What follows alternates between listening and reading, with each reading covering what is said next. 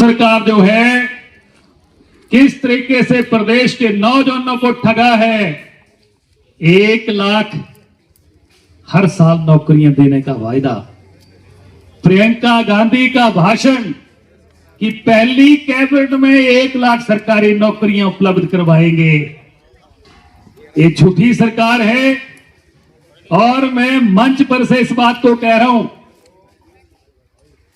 कि प्रदेश के जो मुख्यमंत्री हैं उनका नाम गिनीज बुक्स में रिकॉर्ड में दर्ज करना चाहिए।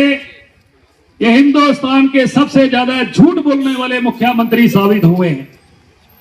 और किसी को शक है तो किसी भी मंच पर मेरे साथ बहस करने के लिए आ जाए। आजकल इन्होंने एक नया काम शुरू किया है, क्योंकि साजिशें तो ये शुरू से करते आए हैं। प्रदेश में 6 बार के मुख्यमंत्री रहे राजा वीरभद्र सिंह जी ने अगर ये टिप्पणी करी थी तब प्रदेश के अध्यक्ष सुखविंदर सिंह सुक्खू थे। उन्होंने कहा था कि प्रदेश में सबसे बड़ा कोई ब्लैकमेलर है तो सुखविंदर सिंह सुक्खू है। ये मैं नहीं कह रहा हूं, ये वीरभद्र सिंह जी कह गए थे। और इसकी वीडियो जो है वो हर YouTube चैनल पे आपको मिलेगी। मैं ठीक बोल रहा हूं कि गलत बोल रहा हूं? आज प्रदेश के लोग देख रहे हैं। पिछले कल बड़सर में आए, बड़सर में आए, जो पिछली योजनाएं थी उनका उद्घाटन करके चले गए और अपने जिले में आ रहे हैं। आत्मा इनकी शिमला में रहती है, शरीर इनका शिमला में रहता है और बड़सर में आते हैं और हमीरपुर के लोगों को गालियां देके चले जाते हैं। और वहां के कुछ लोग उनके चहेते मित्र जो है तालियां मारते हैं। उन्होंने कहा कि बड़सर के विधायक को जिताया। इंद्रदत्त लखन के बारे में बात करी कि आपने यहां पर भारतीय जनता पार्टी को जिताया तो ये बेईमान लोगों ने जिताया। ये सारे बेईमान हो गए जिन्होंने जिताया। उन्होंने कहा कि बेईमानी जीत गई और ईमानदारी हार गई। कांग्रेस के एमएलए जहां जीत जाते हैं वो ईमानदार होते हैं और वोटर भी ईमानदार बना देते हैं। और भारतीय जनता पार्टी का कोई विधायक जीत जाता है तो सुक्खू की नजर में वोट डालने वाले भी और जीतने वाले भी बेईमान हो जाते हैं। अरे सुक्खू जी, प्रदेश के मुख्यमंत्री गलती से आप बन गए हैं। अगर पहले डिक्लेयर किया होता तो हिमाचल प्रदेश के लोग आपको मुख्यमंत्री नहीं बनने देते, ना कांग्रेस को बनने देते। उनको पता होता कि झूठी गारंटियां आप दे रहे हैं, प्रदेश के लोगों को ठगने वाले हैं, तो आप कभी मुख्यमंत्री नहीं बनते। अब हमीरपुर में आके गालियां दे रहे हैं हमीरपुर के लोगों को। 31,000 लोगों ने, बड़सर के लोगों ने वोट लखनपाल को डाले तो इसका मतलब कि वो लोग बेईमान हो गए। कैसी बातें करते हो। मैं तो प्रदेश सरकार से आग्रह करना चाहूंगा कि भाई सुक्खू को कहीं अच्छे डॉक्टर के पास चेक करवाओ। कुछ मुझे लग रहा है कि मामला गड़बड़ हो गया है। प्रदेश की भोली भाली देतुल्य जनता के साथ इन्होंने जो झूठी गारंटियां देके बार बार बेईमानियां करी हैं, मुझे लगता है कि आज देवता भी इनसे रुष्ट हो गए हैं। तभी इनका मानसिक संतुलन जो है बिगड़ गया। ये बड़सर के बारे में नहीं बोला, इन्होंने हमीरपुर के विधायक के बारे में भी ऐसा ही बोला कि हमीरपुर में भी बेईमानी जीत गई और ईमानदारी हार गई। राजेंद्र राणा कांग्रेस को छोड़कर बीजेपी में चला गया तो राजेंद्र राणा बीजेपी में जाके बेईमान हो गया। और जो बीजेपी में था वो कांग्रेस में चला गया तो वो पवित्र हो गया, वो ईमानदार हो गया। अरे आप मुख्यमंत्री हैं प्रदेश के, कैसी कैसी बातें करते हैं आप लोग।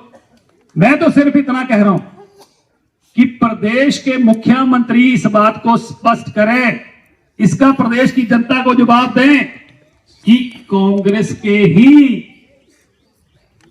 मुख्यमंत्री रहे वीरभद्र सिंह जी ने जो टिप्पणी करी थी उसके बारे में सुक्खू जी आपकी राय क्या है? क्या उन्होंने सही राय दी थी या गलत दी थी? अब आप सुनिए मुख्यमंत्री की ईमानदारी के किस्से। ये कितने ईमानदार हैं? ये हमको कह रहे हैं कि ये लोग बेईमान हैं, यहां हमारे जो वोट जिन्होंने डाले उनको कह रहे हैं कि बेईमान हैं। आप बताओ कि आप कितने ईमानदार हैं। आपने अपनी धर्मपत्नी को देहरा से चुनाव लड़ाया, 35 लाख रुपया खून पसीने की कमाई कांगड़ा बैंक में जो लोगों की थी वो आपने वहां पर वोटरों में बांट दी। अब बताओ कि आप ईमानदार हैं कि बेईमान हैं। आपने जमीन खरीदी फाकू के पास, ठेव के पास। आपने सरकार के खजाने से जो लोगों का पैसा था वहां से आपने करोड़ों रुपए के दंगे अपनी जमीन के लिए लगा दिए। तो आप ईमानदार हैं कि बेईमान हैं। तीसरा पॉइंट, आपने हिमाचल प्रदेश में सोलर पावर प्लांट जो पेखोवाल लगाया उसमें 100 करोड़ रुपया कीमत बढ़ गई प्रोजेक्ट की, जिस प्रोजेक्ट को लगाने के लिए पर मेगावाट, सुरेश शर्मा जी सुन रहे हैं, पर मेगावाट 3 से 4 करोड़ रुपया खर्चा आता है, वहां पर 7 करोड़ खर्चा आ गया तो 100 करोड़ रुपया कहां गया। आप बताएं कि हिमाचल प्रदेश में कितने लोग हैं जिन्होंने पानी के टैंक बनाने के लिए, पानी आईपीएच की स्कीम में, वहां पर पावर हाउस बनाने के लिए कितने लोग हैं जिन्होंने जमीनें जो है वो दान दी हैं। कितने लोगों को आपने मुआवजा दिया अपने लिए और अपने घर वालों के लिए, तो आपने 18 लाख रुपया जो मुआवजा ले लिया, बाकी के लोगों को क्यों नहीं दिया। ये ईमानदार लोग काम कर सकते हैं।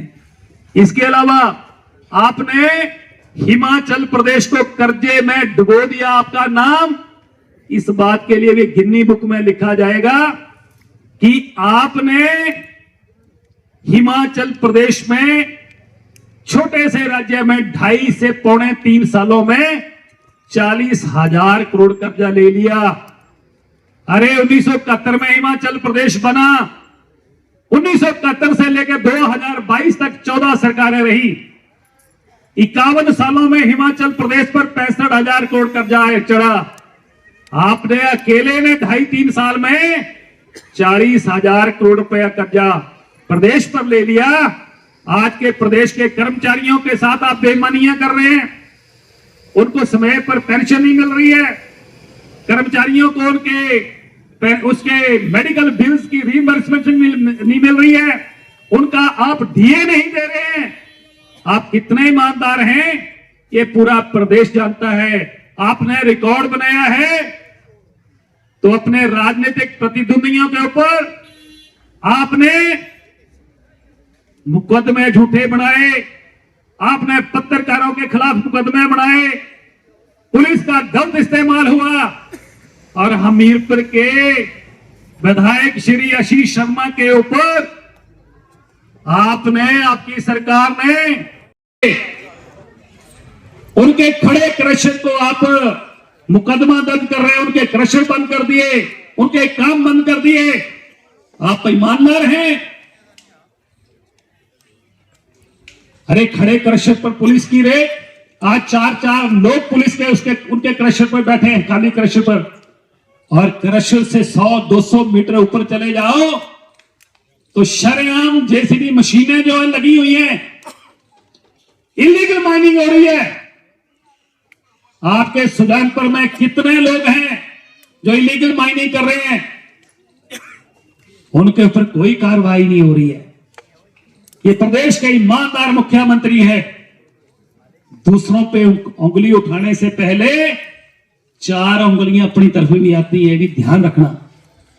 झूठे मुकदमे आज बना रहे हैं, पुलिस का इस्तेमाल कर रहे हैं। मैं पब्लिकली इस बात को कह रहा हूं कि जो अधिकारी सरकार के सरकारी अधिकारी ना रहकर सरकार के एजेंट बन गए हैं, इस सरकार चंद दिनों की रह गई है। मुख्यमंत्री जी, कोई सरकार छोड़ कर नहीं जाता।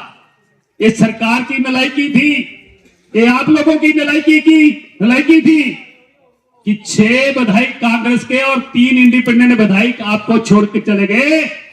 क्योंकि आप हमारे चुनाव क्षेत्र की जनता के साथ बेईमानियां कर रहे थे। सुजानपुर में आए 2023 की 5 मार्च को आए, 6 घोषणाएं कर गए, अभी तक 2 घोषणाओं के अलावा कोई काम नहीं हुआ। ये झूठ बोलने का रिकॉर्ड इन लोगों ने बनाया है। आज चर्चा कर रहे हैं लोकल विधायक, हमने पैसा स्वीकृत करा दिया।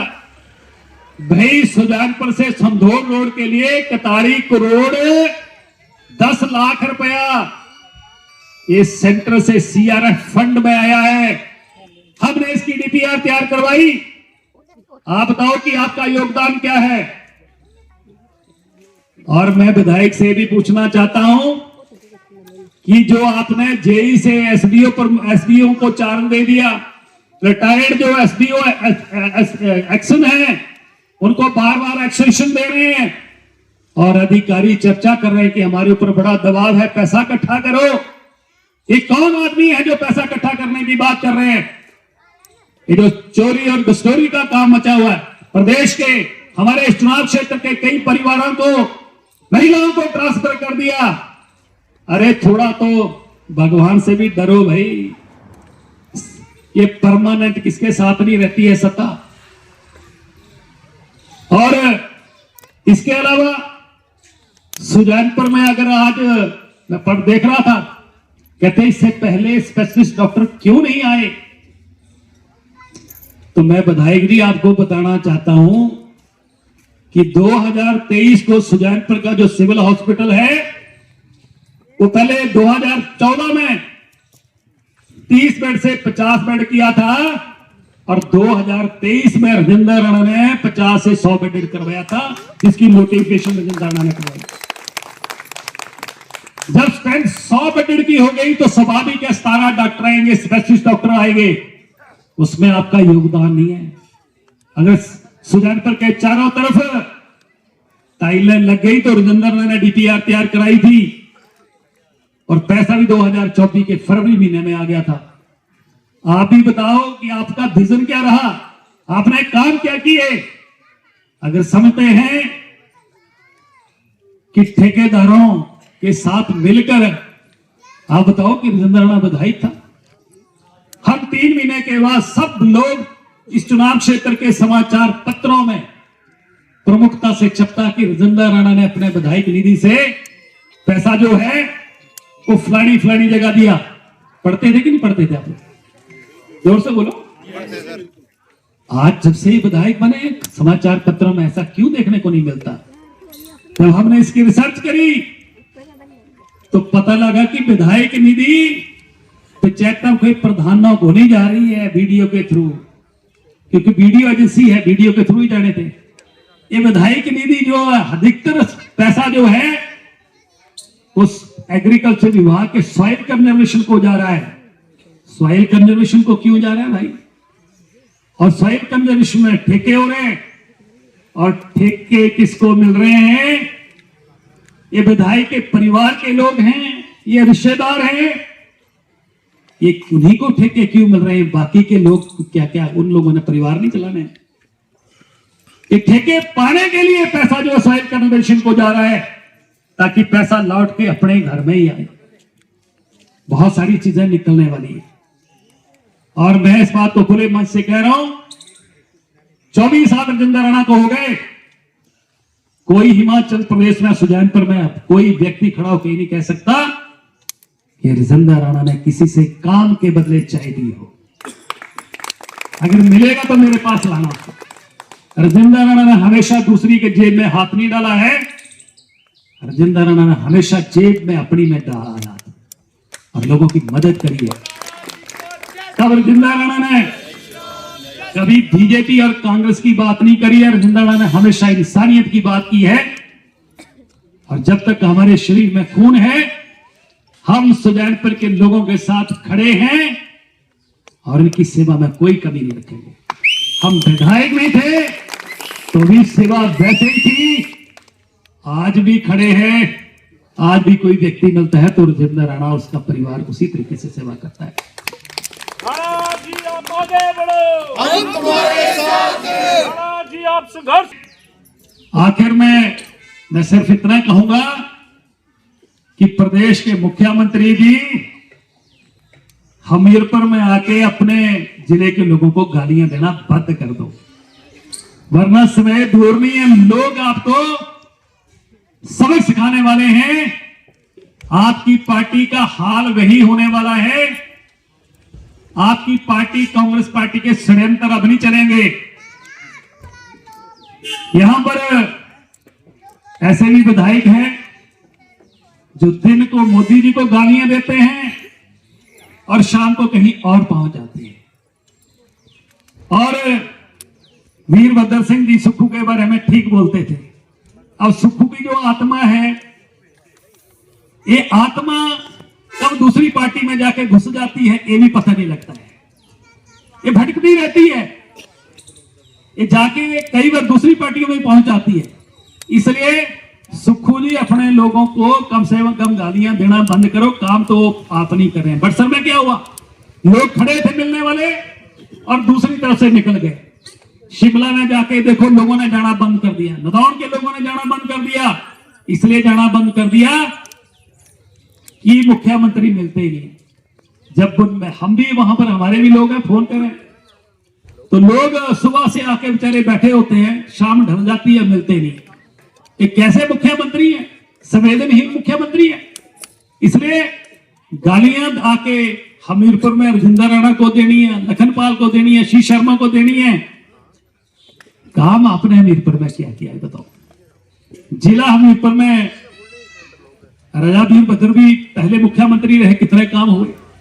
आपके धूमल जी मुख्यमंत्री रहे, लगता था कि सरकार आई है, अपने लोगों के बीच में आई है, काम होते थे। जयराम भी आए, जयराम जी ने आपके सुलैनपुर में 2 डिवीजन खोले, एक आईपीएच का खोला और एक बिजली बोर्ड का खोला। आते ही बंद कर दिए, स्कूल बंद कर दिए। ये तो बंद करने वाला मुख्यमंत्री है। लोगों की